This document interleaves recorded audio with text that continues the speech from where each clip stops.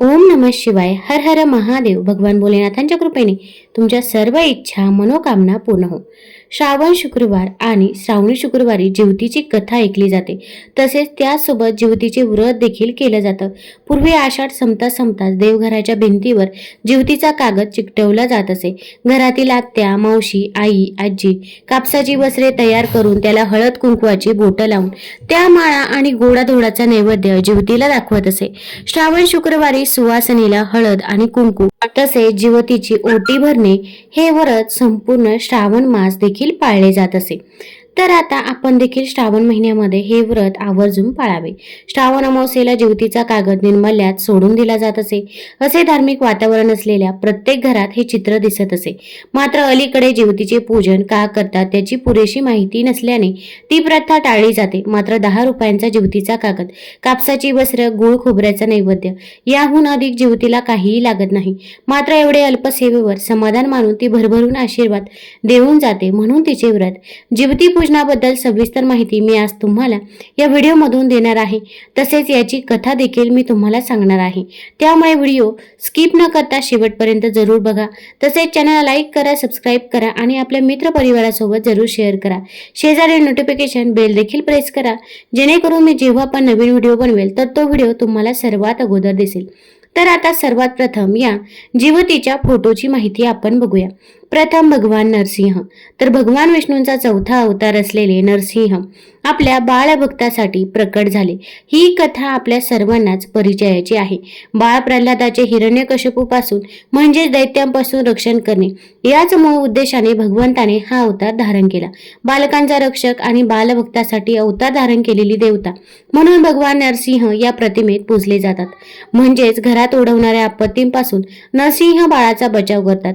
जसे की उंचावरून पडणे, अन्नातून कधी विषबाधा होणे, आगीपासून होणारी हानी इत्यादी. त्यानंतर येतात तर ते म्हणजे कालियामर्दन करणारा श्रीकृष्ण. यातील नाग आणि गोपाळ कृष्ण दोन्ही पण श्रावणातील आराध्य दैवत. मग नाग प्रतिमा वेगळी आणि कृष्ण प्रतिमा वेगळी न देता कालियामर्दन करणारा श्रीकृष्णच का? जर आपण कालियामर्दन प्रसंगाचा विचार केला तर लक्षात येईल, या प्रसंगात कृष्ण आणि त्याचे मित्र खेळत असताना त्यांचा चेंडू यमुनेच्या डोहात गेला आणि कृष्णाने तो परत आणला. खेळणाऱ्या बागडणाऱ्या मुलांवर आलेला वाईट प्रसंग कृष्णाने दूर केला. तसेच कालियाला न मारता त्यालाही अभय देऊन दूर जाण्याचा आदेश दिला. नाग हा सरपटणाऱ्या प्राण्यांमध्ये मुख्य, पण सरपटणाऱ्या प्राण्यांपासून वाचवणारा तसेच महत्वाच्या प्राण्यांना अभय देणारा. खेळत बागडत असताना बालकांवर आलेल्या वाईट प्रसंगातून वाचवणारा कृष्ण येथे कालियामर्दन रूपात पूजला जातो. म्हणजेच कालियामर्दन करणारा कृष्ण बाहेरच्या आपत्तीपासून रक्षण करतो, जसे की खेळताना येणाऱ्या आपत्ती, पाण्यापासूनचे संकट तसेच सरपटणाऱ्या प्राण्यांचे भय इत्यादीपासून बचाव करतात. घरात आणि घराबाहेर बाळांवर येणाऱ्या संकटापासून हे दोन्ही देव बालकांचे रक्षण करतात. म्हणून जिवती प्रतिमेत त्यांचे स्थान आहे. त्यानंतर आहे जरा आणि जिवंतिका. जिवंतिकेचा अर्थ होतो दीर्घायू प्रदान करणारी. बालकाच्या दीर्घायुष्याची कामना करून या देवीची पूजा करतात. ही देवी पाळण्यात व आजूबाजूनी बालकांना खेळवत असलेल्या रूपात दाखवतात. प्रतिमेत सगळ्यात शेवटी येतात ते बुध व बृहस्पती. बुध ग्रह हत्तीवर बसलेला असून हाती अंकुश धारण करतो, तर बृहस्पती म्हणजेच गुरु वाघावर बसलेला आणि हातात चाबूक घेतलेला दाखवतात. बुधाच्या प्रभावाने जातकाला अलौकिक बुद्धिमत्ता, आकर्षक व्यक्तिमत्व प्राप्त होतं इत्यादी गुण प्राप्त होतात. तर बृहस्पतीच्या प्रभावाने शैक्षणिक प्रगती, आध्यात्मिक उन्नती, विवेक बुद्धी जागृत होते. बुधाचं वाहन हत्ती. हत्ती हे उन्मत्तेचं प्रतीक आहे. मानवी मनाला येणारी उन्मत्ता आपल्या बुद्धिमत्तेने व्यक्तित्वाचा अंकुश घालून आवर घालावा हे बुध प्रतिमेवरून आपल्या लक्षात येते. तसेच बृहस्पतीचं वाहन वाघ. वाघ हे अहंकाराचं प्रतीक आहे. मानवी मनाला अहंकार लवकर चिकटतो. अहंकार मानवाच्या सर्व प्रकारच्या प्रगतीमध्ये व आध्यात्मिक साधनेतही बाधक ठरतो. यावर आपण ज्ञानाच्या गुरुकृपेच्या आशीर्वादाने ताबा मिळवावा हे बृहस्पती प्रतिमा आपल्याला शिकवते. म्हणूनच बुध, बृहस्पती त्यांना सुद्धा जिवती प्रतिमेत स्थान मिळालं. एकूणच क्रम लक्षात घेतला तर प्रथम रक्षक देवता, नंतर जन्मलेल्या बालकाचे रक्षण व दीर्घायुष्य करणारे देवता आणि नंतर व्यक्तिमत्व प्रभावित करणारे ग्रह देवता, असा हा जिवती प्रतिमेचा क्रम. एका मातृशक्तीने दुसऱ्या रक्षक व पालक शक्तीचे केलेले पूजन म्हणजे जिवती पूजन. जगातील सर्व प्राणी मात्रांच्या उज्ज्वल भविष्याची रक्षणाची प्रार्थना म्हणजेच जिवती पूजन. तुम्ही देखील जिवतीचे पूजन करा. गंध, पुष्प, धूप, दीप दूध साखरेचा नैवेद्य दाखवा. घरातील मुलाबाळांना नमस्कार करायला सांगा. त्यांना दूध साखरेचं तीर्थ द्या व श्रावण संपल्यावर याचे विसर्जन करा. आता आपण पहिल्यांदा कहाणी शुक्रवारची देवीची बघणार आहोत. त्यानंतर ज्योतीची कथा ही आपण बघणार आहोत. त्यामुळे व्हिडिओ स्किप न करता शेवटपर्यंत जरूर बघा. तसेच कमेंटमध्ये हर हर महादेव लिहायला विसरू नका. आटपाट नगर होतं. तिथं एक गरीब ब्राह्मण राहत होता. तो दारिद्र्यानं फार पिडला होता.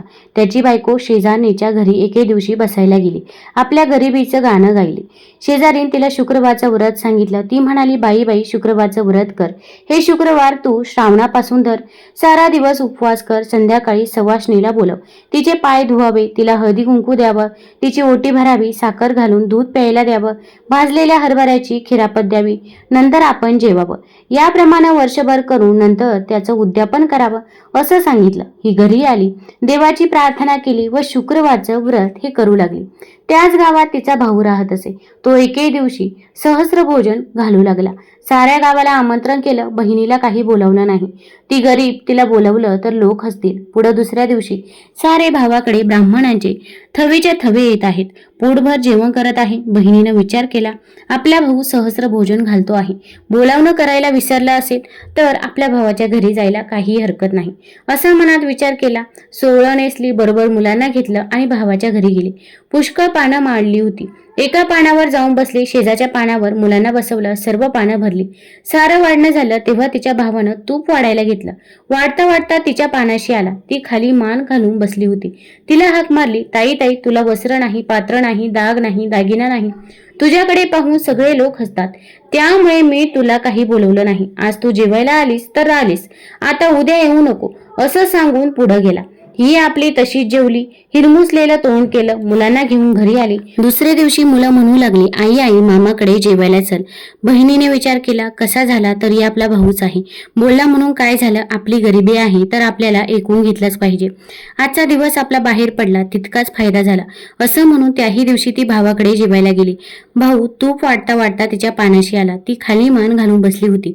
भावानं तिला हाक मारली, ताई ताई, भिकारडी ती भिकारडी, आणि सांगितलेलं ऐकत नाहीस. तू जेवायला येऊ नको म्हणून काल सांगितलं. आज आपली डुकरिणीसारखी पोरं घेऊन आलीस. आज आलीस तर आलीस, उद्या आलीस तर हात धरून घालवून देईल.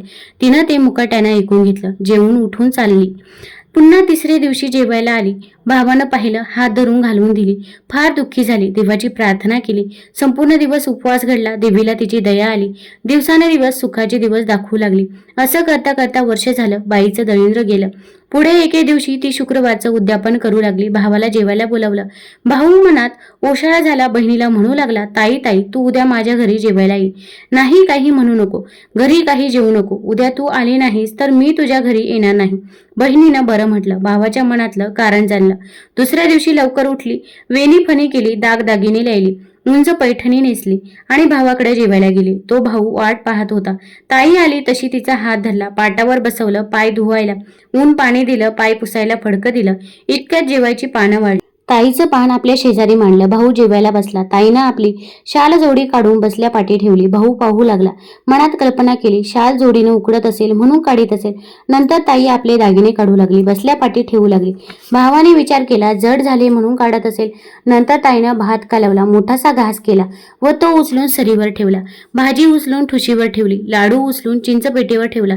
जिलेबी उचलून मोत्याच्या पेंड्यावर ठेवली. भावानं विचारलं, ताई ताई, हे काय करतेस? ती म्हणाली, दादा, मी करते हेच बरोबर आहे. जिला तू जेवायला बोलवलंस तिला मी भरवत आहे. भावाला काही हे समजेना.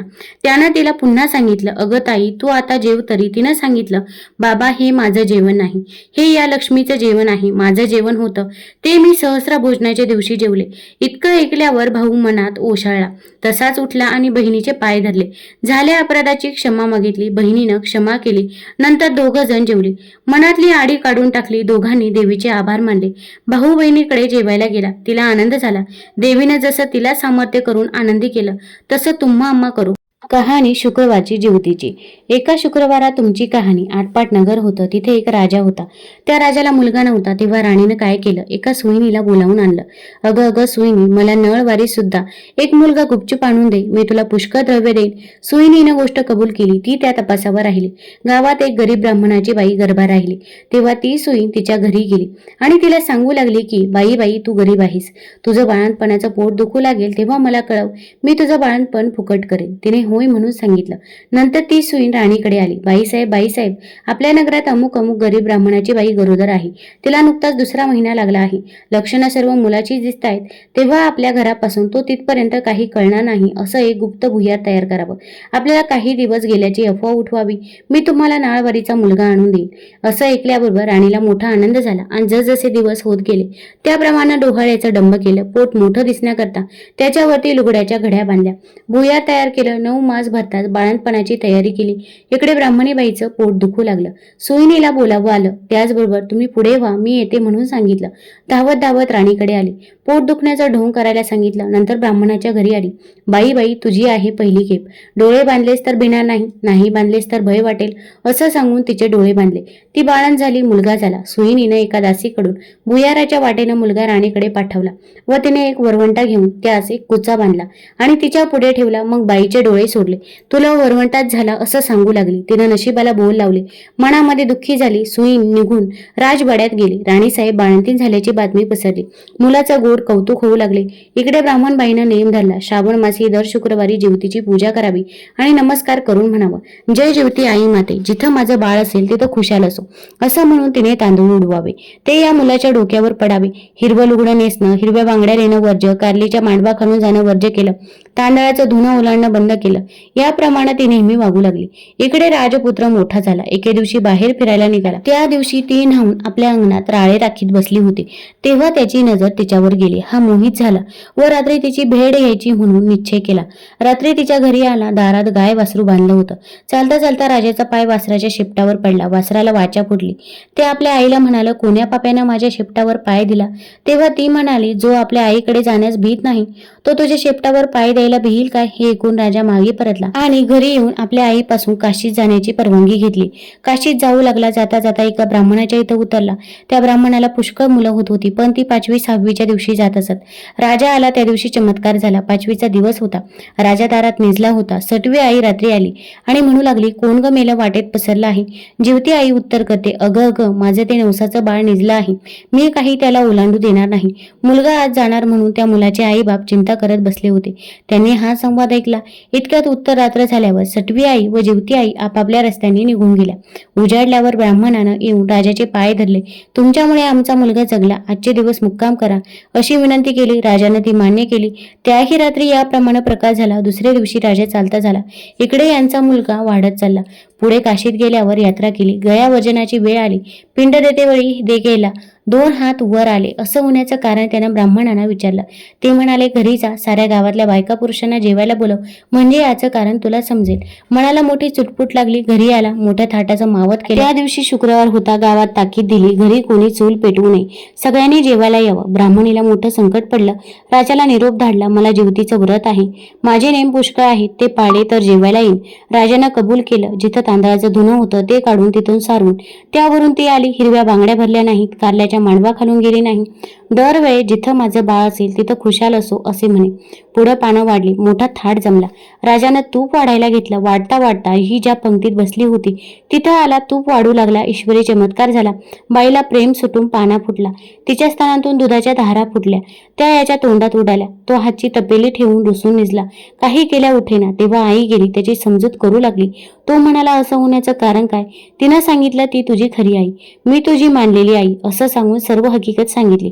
नंतर भोजनाचा समारंभ झाला. पुढं त्यानं आपल्या आई बाबास राजवाड्यानजीक मोठा वाडा बांधून देऊन तो सुद्धा राज्य करू लागला. तर जशी जिवती तिला प्रसन्न झाली तशी तुम्हा अम्मा हो ही 60 उत्तराची कहाणी 5 उत्तरी संपूर्ण हो.